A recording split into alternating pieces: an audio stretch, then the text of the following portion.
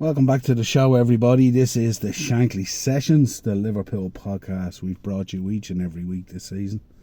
As part of the upper tier, if you could head over and subscribe to the channel, hit the bell notification button, drop a like on the video. All the usual shite. Wasn't as infuriated last night as I expected. Obviously, Aston Villa 3, Liverpool 3. I did preview the game and I did call a 2-2 draw.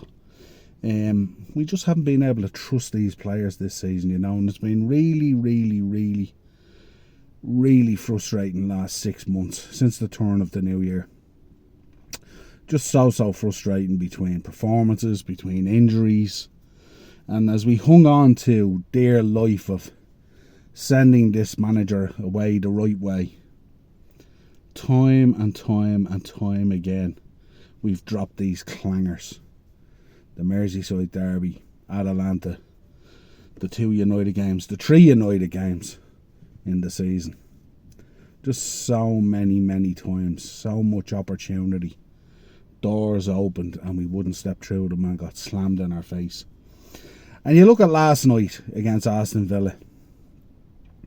Emi Martinez basically fucking the ball into his net. Cody Gakpo scoring with a Joe Gomez assist. And Jarell Quansah with a sublime header. And we still find a way to unravel. We still find a way, after all that, we still find a way to cough up a draw. And of course, the one green shoot coming out of this, of course, is the fact that that point might be the difference between Aston Villa and Spurs getting Champions League football. And that's what we do, mate, isn't it? That's what we do, Ange. So that's the one green shoot that's come out of it. And I have to say, as a football fan and a Liverpool fan, I'm looking forward to seeing Champions League football back at Villa Park next season. I do like these kind of moments and stuff like that based on history. But it's so frustrating to see these players. You look at that Tielemans goal. 3 of our defenders sitting on their fucking backside. Sat down by Ollie Watkins. 3 of them getting drawn to the ball. And Tielemans arriving late into the box with a sublime finish. And then McAllister coughing up an error. And what a season he's had. So what do we say about that? It's hard to fucking give out, isn't it? And Duran getting the goal. And then the third goal was just, good lord, a ball in off a player's knee, loops over the keeper into the back of the net, and it's just fucking hell, here we go. And they could have got a fourth, let's be honest. And where I would have been absolutely going ballistic if we were in a title race, the fact that we've secured third, the fact that this was really a nothing game, except an opportunity to send Klopp off with a little bit of positivity with those away fans. And to see that man having to suffer the indignity of saying goodbye to those great away fans, with that as the fucking background, you know what I mean? And we have fucking Tom Hanks running around with fucking Wilson out of Castaway. Fucking... it just, I'm lost for words on these things, you know what I mean? And it's just... It's so frustrating, you know what I mean? Like, these players, if they were on the fucking Titanic, women and children would have went down with it. No backbone, no responsibility, no nothing the last 6 months, And it's not bad enough to suffer the indignity of the band getting back together and Jurgen leaving. To throw shade on his exit. And these players just dropping these fucking clangers week in, week out for the last 3-4 months. Bound out of the FA Cup. Merseyside derby. Palace game. Last night.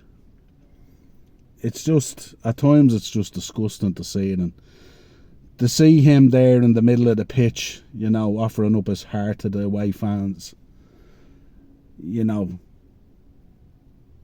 to try to put on a face for this send-off.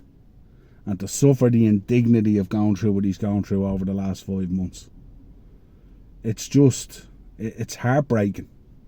You know what I mean? And Sunday's going to be heartbreaking. This is going to be a real tough week. Giving him his send-off after 9 years. And to see the the leftovers of what he created and the moments he created. Doubters to believers. This means more. Mentality monsters. The dying embers of all that you can see on the pitch.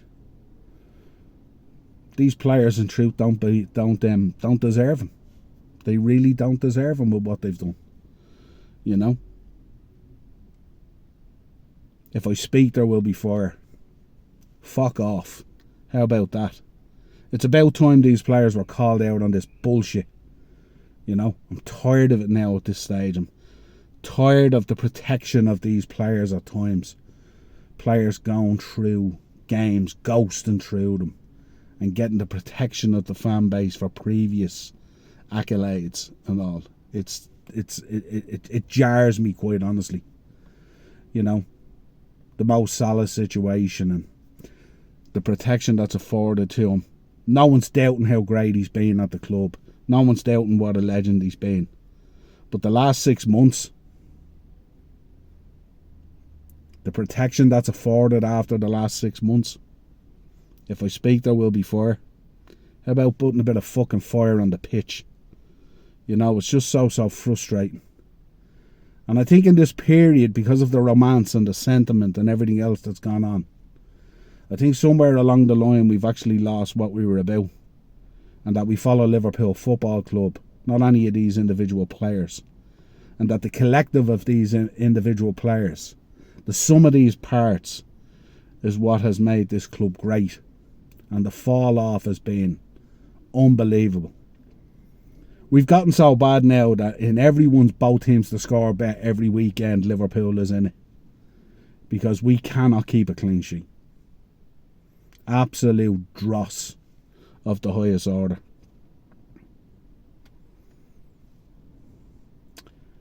Strikers win your games, defences win your titles. Has it ever been any truer? Has it ever been any truer? And on Sunday, Wolves will roll in. Would we be so fucking surprised? Would we be surprised if we get a Stevie G send-off? Would we? I wouldn't. And these guys will form a guard of honour for this manager as a send-off. And we'll see the tears, and we'll see the emotion, and we'll see the sentiment, and we'll see the romance, and we'll see all these things on Sunday. And the reality is, when these players said they were going to walk through walls and run through walls for this manager for the last 6 months after the announcement, how short they've come up. How short they've come up. And listen, not to take anything away from Villa. Villa Park is a tough place to go. We knew they would fight and they would battle hard. The disappointment of going out of Europe and not reaching that final. The desire to be in the Champions League and top four, and the amazing job that Unai Emery has done there has been absolutely phenomenal. And it can't be discarded. But these are the moments that should mean more. You know? And it's just so frustrating. So frustrating. And we have to call it. Let's be honest. This club needs to pop down to the local hospital, get a pipe stuck up its jacksie, and get all the shit pulled out of it on a colonic irrigation. There is too much around this club at the moment now smelling it out. And it's time to face up. It's time to be truthful about these things. It's time to call things as they are. You know what I mean? And not get bogged down into what was. Not go from believers back to doubters. Let's call it as we see it. You know? This great club of ours deserves more. And it's just so disappointing. As I said, if these players were on the Titanic, women and children would go down with it. They just roll from game to game. On to the next one. We go again. No. That's not the way it works. And now we're at a poignant moment. New manager coming in. Whole new backroom staff. New medical, goalkeeping coach. Everything is changing. The whole world is changing for Liverpool next season. And we're going to find out now what that drop-off potentially might look like. And we're going to see where we go from here. It's going to be different. And it's not the be-all and end-all. There is certain things there to be excited about.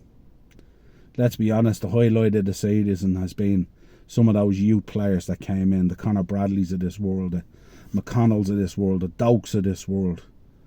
You know, all those young players that came in, Jaden Dans, those players that came in and did a job and played us through a really tough point in the season. They deserve to be commended. And some would argue they deserve to be the players that should be playing at the moment. Because a lot of these players have checked out. A lot of these players' minds is now on the Euros and is now on the Copa America. And they just, quite frankly, don't give a shit. And that might seem harsh. I don't care. Come at me. I don't care. Doesn't bother me. I'm following Liverpool 45 years. I've been there. I've seen it all. I've seen the highs. I've seen the lows. I've seen the change. You know. People getting up in arms about if Mo Salah was sold. You know, how could we sell Mo Salah at a time where Jurgen Klopp is leaving and all? Where are the goals and the assists going to come from? Do these people think we're going to send Mo Salah for 120 million and we're going to go out and buy Ricky Lambert? Do they think we're going to do what we did with the Torres money and buy Anthony Carroll? Do they think we're going to sign Mario Balotelli? Do they think that if we go out and sign a world-class right winger, do we think that that player is not going to deliver goals and assists? Like, it's absolutely jarring, the conversations at times. It really is. And the protection afforded to a lot of these players, you know, and about how they might operate in an Arnie slot system and all this kind of shit. It's bullshit. Absolute bullshit, and it needs to be called out. These players have ghosted through the second half of this season and sent this manager out with the largest indignity you could ever imagine. How many of us sitting back in August thought that this manager would go out in this fashion? And you'll hear people talk, oh, but we're back, we're in third and we got a Champions League spot. For me, challenging in a title race, winning trophies and being in the top tournament in Europe is an obligation for this club. It's not an achievement. Last season was so embarrassing. I said it at the start of the season. The indignity for us of enduring Thursday night football as Liverpool fans. Well, what do? We roll off and we let our bellies get tickled. Where's our standards? How do we see these things at times of being achievements? How do we see coming third in the season where United were in disarray, Chelsea were in disarray, Tottenham fell away, all these teams fell away, and we got third, and we talk about it like it was an achievement? It's a goddamn obligation. That's really all I have to say. I don't want to get too irate about this, because as I said, what did we expect? I previewed it and I called it a 2-2 draw and it ended up 3-3. So I wasn't surprised in any way. I will be back later on in the week with a preview for the Wolves game. Until then, next time folks, subscribe to the channel, hit the bell notification button and drop a like in the video. Let us know your thoughts in the comments. Am I being too harsh? Is this a reality check for us? Is this a reset that we need now? Is this a reality when you look at these players? That some of them are just simply not good enough. Take care, folks.